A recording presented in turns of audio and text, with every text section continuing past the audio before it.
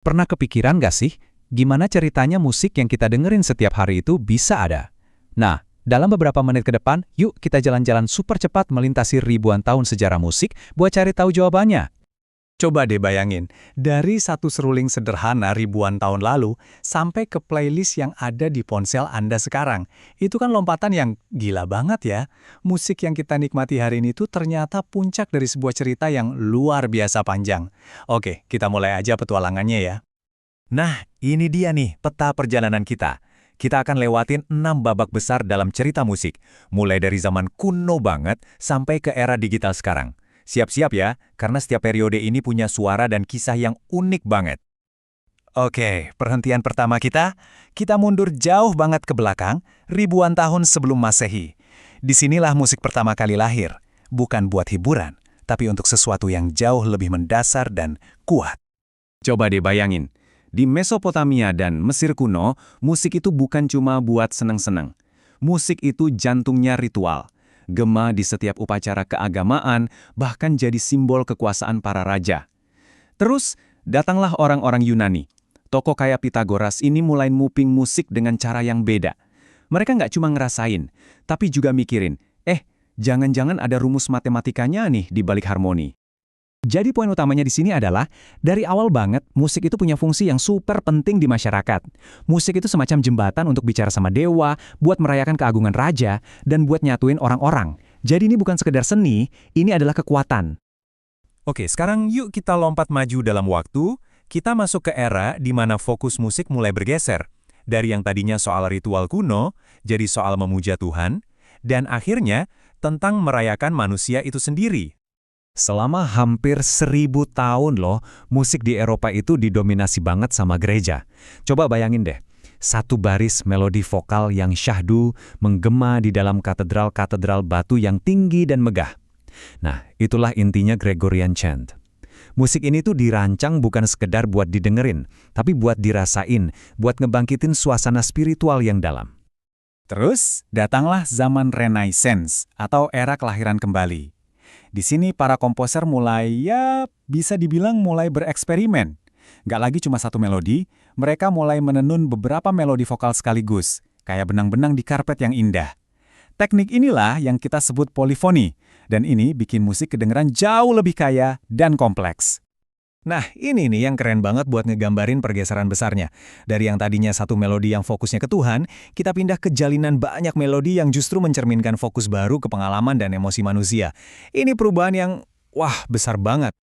Oke, sekarang kita masuk ke 3 periode yang mungkin musiknya paling akrab di telinga kita kalau ngomongin musik klasik. Setiap era ini punya karakter yang beda banget, dari yang super megah sampai yang penuh drama dan perasaan. Selamat datang di era barok. Kalau dengar kata barok, coba bayangin musik yang super megah, penuh hiasan, detailnya rumit, dan energinya itu meluap-luap. Ini zamannya para maestro kayak Bach, Vivaldi, sama Handel. Mereka bikin karya-karya yang dramatis dan luar biasa megah. Nah, salah satu kunci dari musik barok itu ada di konsep yang namanya basso continuo. Anggap aja ini kayak mesin penggeraknya musik zaman itu. Jadi ada alunan bass yang jalan terus, ngasih denyut dan pondasi yang kuat buat semua melodi dan hiasan indah yang ada di atasnya. Oke, habis dari kemewahan era barok yang serba rame, era klasik datang bawa suasana baru. Fokusnya sekarang geser ke kejelasan, keseimbangan, dan struktur yang rapi dan elegan. Disinilah bentuk musik kayak simfoni dan sonata jadi sempurna di tangan para jenius seperti Mozart dan Haydn. Perbedaannya kerasa banget kan? Kalau musiknya Bach itu ibarat katedral yang super megah dengan ukiran detail di mana-mana, musiknya Mozart itu lebih kayak taman ala Yunani yang tertata sempurna. Semuanya pas, seimbang, dan indah. Jadi, dari yang kompleks jadi jernih dan terstruktur. Berikutnya, musik jadi makin personal lagi. Kita masuk ke era romantik, di mana semuanya itu tentang emosi yang meledak-ledak. Cinta, patah hati, kemenangan, kesedihan, semua tumpah ruah.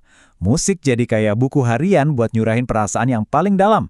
Dan tentunya, buat ngungkapin perasaan sebesar itu, mereka butuh suara yang lebih besar juga. Lebih dari 90 musisi. Bayangin deh, orkestranya jadi raksasa banget. Kenapa? Ya karena mereka butuh kanvas suara yang super besar buat melukis badai emosi yang ada di kepala komposer kayak Tchaikovsky atau Wagner. Dan kemudian, sampailah kita di abad ke-20. Di sini, semua aturan main seolah dilempar keluar jendela. Para komposer mulai mempertanyakan segalanya, semua aturan yang udah susah payah dibangun selama ratusan tahun. Era ini isinya cuma satu, eksperimen radikal. Coba bayangin ya, komposer kayak Stravinsky bikin musik dengan ritme yang begitu liar sampai-sampai bikin penontonnya rusuh pas pertunjukan perdananya. Di sisi lain, ada John Cage yang nantang definisi musik itu sendiri dengan karya hening. Jadi aturan lama itu bukan cuma dilanggar, tapi benar-benar dihancurin. Nah, dari semua eksperimen gila ini, lahirlah sebuah ledakan genre. Jalur musik klasik yang tadinya kayak jalan tol lurus, sekarang pecah jadi ribuan jalan kecil. Ada jazz, pop, rock, musik elektronik, wah banyak banget. Inilah dunia musik yang kita kenal sekarang. Beragam banget dan gak pernah berhenti berubah. Setelah perjalanan ribuan tahun yang luar biasa ini, kita akhirnya sampai di hari ini. Dan pertanyaannya sekarang adalah, kira-kira musik bakal bawa kita kemana lagi ya? Sebenarnya inilah benang merah dari semua cerita kita tadi. Musik itu nggak pernah diam di tempat. Dia itu kayak cermin yang selalu berubah buat merefleksikan masyarakat, teknologi, dan perasaan kita di setiap zaman. Jadi, coba pikirin lagi. Dari nyanyian suci di kuil kuno, lalu simfoni megah di gedung konser, sampai sekarang algoritma yang milihin lagu buat kita. Semua itu ternyata bagian dari satu cerita yang sama. Cerita tentang kita, manusia. Dan ini pertanyaan terakhir buat Anda renungkan.